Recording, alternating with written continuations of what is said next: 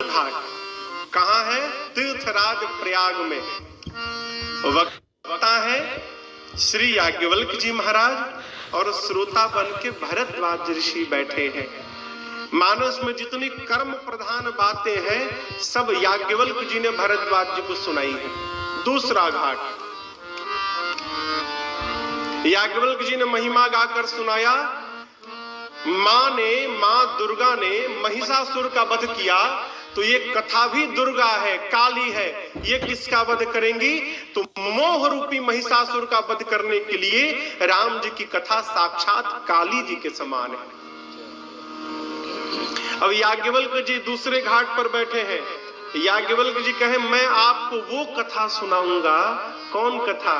जो कथा शंकर भगवान ने पार्वती जी को सुनाई। अब तीसरा घाट प्रारंभ हुआ। ये कहां है? कैलाश पर्वत, जिसका नाम है ज्ञान घाट। वक्ता भूत भावन भगवान शिव हैं और श्रोता बन के मेरी मां भवानी जी बैठी हैं। मानस में ज्ञान की जितनी बातें हैं सब शंकर भगवान ने कही है। शंकर भगवान ने क्या महिमा गाई मैंने आपको सुनाया। शंकर भगवान पार्वती जी से कहते हैं देवी मैं आपको वो कथा सुनाऊंगा जो कागभूषुंडी जी ने गरुड़ जी को सुनाई। चौथा घाट प्रारंभ हुआ। ये कहां है? हिमालय में नीलगिरी पर्वत है जहां पर कागभूषुंडी जी महाराज पक्षियों को कथा सुना रहे हैं। लेकिन समझिएगा महिमा चारों स्थान पर भई है, लेकिन 3 स्थान पर वक्ता ने महिमा गाई। चौथे स्थान पर वक्ता ने कथा नहीं गाई। श्रोता सुनने आए हैं वही महिमा गाने लगे। अभी हम आके बैठे और आप ही लोग कथा सुनाने लगे। वही भया हो। अरे ये कैसे भया? कागभूषुंडी जी को जानते हैं? कागभूषुंडी जी कौवा महाराज है। कौवे को पक्षी में चांडाल कहा गया है। कौवा महाराज यहाँ व्यासपीठ पे बैठे हैं और नीचे एक से एक दिव्य दिव्य पक्षी, दिव्य तो छोड़िए साक्षात पक्षियों के जो राजा हैं, भगवान के जो वाहन हैं, गरुड़ जी महाराज श्रोता बन के बैठे हैं। क्यों?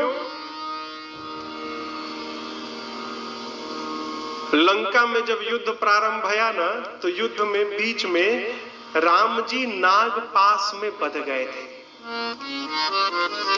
भगवान जब नाग पास में बंध गए तो नारद जी ने गरुड़ जी को बुलाया। क्यों?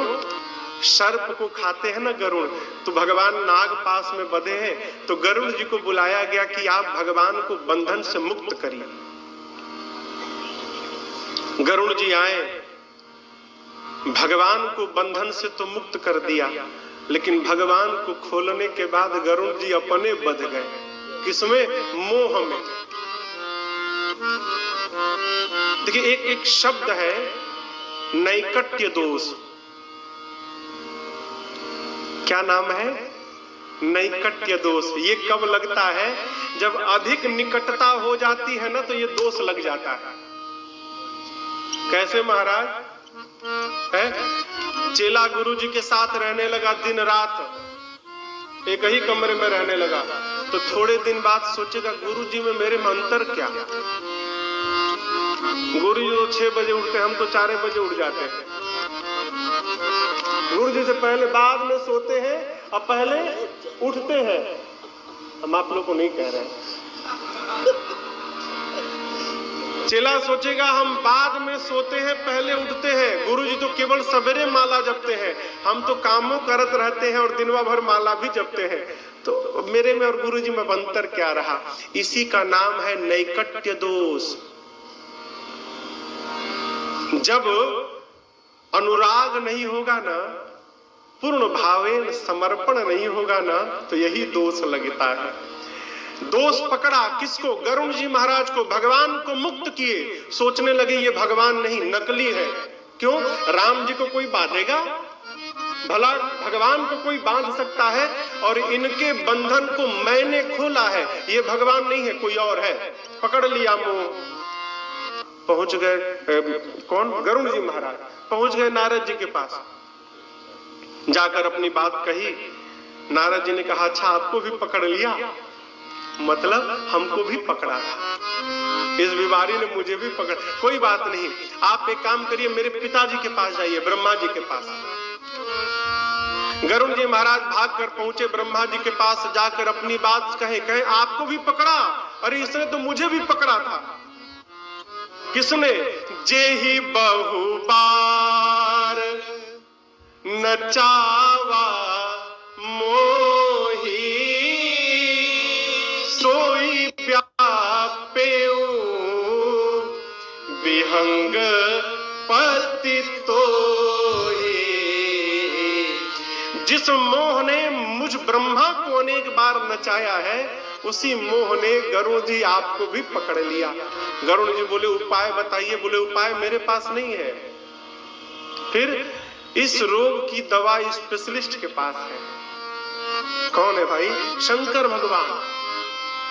इसकी दवाई उन्हीं के पास है। आप सीधे कैलाश जाओ, इधर उधर मत भटको। गरुड़ जी महाराज दौड़े कैलाश की ओर।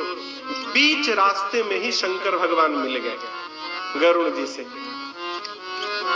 गरुड़ जी लगे रोने, कहे बाबा कुछ समझ में नहीं आ रहा है। एक बात बताओ, देखिए बीच में एक बड़ी अच्छी बात। इधर उधर भागता कौन है उपाय के लिए, इलाज के लिए? जिसको ये पता चल जाता है कि मुझे कोई बहुत बड़ी बीमारी हो गई है, वही भागेगा। भाग के दिल्ली जाएगा, भाग के बंबई जाएगा, चेन्नई जाएगा, अपोलो जाएगा, भागेगा। क्यों? उसको ये पता चल गया है कोई ना कोई बहुत बड़ी बीमारी मुझको हो गई। ये कथा क्या करती है आपको बतावें? जैसे मान लीजिए कोई आदमी है, उसको डायबिटीज है, शुगर। अब आज के समय से बाहर हुआ है, इसका नाम है राज, क्या कहते हो, राजयोग। बीपी और शुगर को राजयोग बताया गया है, सबके पास है। किसी को डायबिटीज है, उसको पता नहीं है। Welcome to a brand new season of the Rockford Circle. I'm Chitrangada Singh, and in this season, we are diving into the journey of 6 visionary founders who are changing the game in business. Get ready for an exciting journey packed with bold moves, big ideas, and inspiration that will challenge the way you think. उसको पता नहीं है, ठीक? और सामने खूब गर्मा गर्म गुलाब जामुन आ गया, तो आप बताओ छोड़ेगा कि खाएगा? खाएगा ना। भर पेट गुलाब जामुन खा लिया और बाहर गया तो चक्कर आने लगा। डॉक्टर के पास गया, डॉक्टर ने टेस्ट किया, कहा आपको तो 400 शुगर है। अब पता चल गया टेस्ट के बाद कि 400 शुगर है। फिर किसी के घर जाना था, उसके घर है और पार्वती मैया श्रद्धा है। कल हम और आप शिव पार्वती के विवाह की कथा सुनेंगे। कल समझिएगा, जीवन में जब तक विश्वास और श्रद्धा का मिलन नहीं होगा, तब तक राम रूपी कथा गंगा निकलेगी नहीं वहां से। कब निकलेगी? जब विश्वास और श्रद्धा का मिलन हो जाए। इसलिए गोस्वामी जी ने पहले विश्वास और श्रद्धा का विवाह कराया, शिव विवाह, तब राम जी की कथा प्रारंभ भई। बिना विश्वास कुछ नहीं होता। गोस्वामी जी निवेदन करते हैं, मैं जो कथा लिखने जा रहा हूं ना बाबा, ऐसी करुणा करिएगा कि उस पर मेरा विश्वास और मेरी श्रद्धा दिन रात बढ़ती जाए, ये कृपा बना के रखिएगा। और आपको बतावें, ये रामचरितमानस गोस्वामी जी ने लिखी नहीं है, शंकर भगवान ने गोस्वामी जी से लिखवाई है।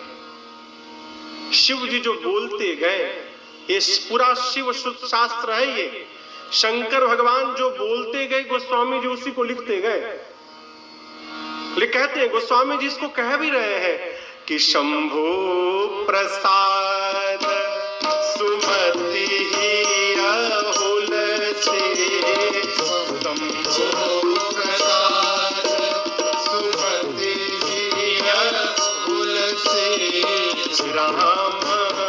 रामचरित मानस कवि तुलसी रामचरित मानस कवि तुलसी रामचरित मानस कवि तुलसी रामचरित मानस कवि तुलसी। कहते शंभु प्रसाद शिव जी के कृपा प्रसाद स्वरूप सुमति ही अहुलसी। मेरे मन में ये भाव आया, बाबा ने कहा मैंने लिखा, लेकिन देखिए रामचरित मानस कवि तुलसी, बाबा ने अपना नाम नहीं रखा, इस रामचरित मानस का कवि मुझे तुलसी को बना दिया। आपको बतावें, गोस्वामी जी 7 दिनों तक संस्कृत में लिखते रहे। ये कथा दिन भर लिखते थे, सवेरे से लेकर संध्या तक संस्कृत में लिखते थे, रात्रि सोते थे और प्रातः काल जब जगते थे तो पाते थे कि कल दिन भर जो लिखा था सब मिट गया। 7 दिनों तक चला ऐसे। 7वें दिन रात्रि में बाबा को शंकर भगवान और पार्वती जी ने दर्शन दिया और कहा बाबा आप इसको संस्कृत में नहीं गांव की अवधी भाषा में लिखिए। क्यों? आगे चलकर संस्कृत सबके बस की बात नहीं होगी, इसलिए सब समझ नहीं पाएंगे। और आप जब आप अवधि में लिखेंगे ना तो खेत में हल चलाने वाला एक हरवाह भाई भी इसको पढ़ के समझ जाएगा। और इसी का परिणाम देखिए, हम हो चाहे आप, वेद की ऋचाएं भले याद ना हो, वाल्मीकि रामायण के श्लोक भले याद ना हो, पुराण के श्लोक न याद हो, लेकिन ऐसा कोई हिंदू नहीं जिसको मानस की एक चौपाई न याद हो। अरे कुछ न याद होगा, कम से कम इतना तो जरूर बोलेगा, ए जी मंगल भवन मंगल